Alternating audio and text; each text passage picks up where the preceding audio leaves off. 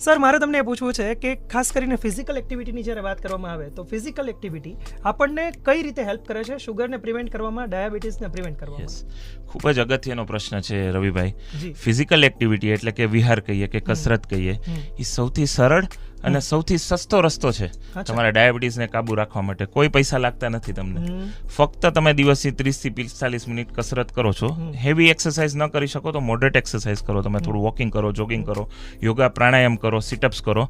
કોઈ જિમમાં પણ નથી જતા તો પણ કોઈ ઇસ્યુ નથી. ઘરે થઈ શકે એવા રીતે તમે કસરત કરો છો તો તમારા શરીરની અંદર સર્ક્યુલેશનને કારણે ઇન્સ્યુલિન સેન્સિટિવિટી છે, જે આપણા મસલની અંદર ઇન્સ્યુલિન જે કાર્યરત થાય છે, એ તમે વધારી શકો છો અને એકદમ સહેલી રીતે તમારો ડાયાબિટીસને કંટ્રોલમાં રાખી શકો છો.